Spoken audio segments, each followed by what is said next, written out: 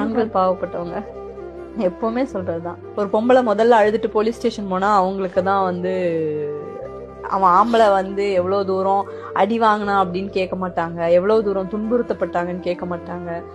ஆண்கள் குரலை கேட்பதற்கான சமூகம் இது இல்ல, கேட்கறது இல்ல. எவ்வளவு பொம்பளைங்க எவ்வளவு அபியூஸ் பண்றாங்க தெரியுங்களா ஆண்களை. ஆம்பளைங்களோட மொபைல் வாங்கி பாக்குறாங்கல்ல பெண்கள், மனைவிகள். அதுவே பெரிய ஒரே ஒரு மனைவியோட போன் ஒரு ஆம்பளை வாங்கி பாத்துட்டுமே அடுத்த நாள் டைவர்ஸ் நான் எழுத்துறேன்.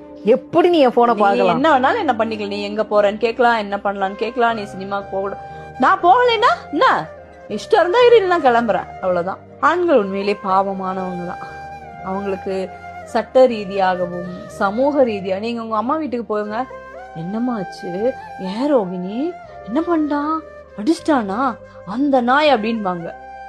இதே உங்க வீட்டுக்கார் போட்டோம், அவ சரியில்லையாடா வாடா அப்படின்னு சொல்ல மாட்டாங்க. நீ ஆம்பளை தானே, அவளை போட்டு 2 தட்டி குடும்பம் நடத்த தெரியாது அப்படின்பாங்க. புரியுதா?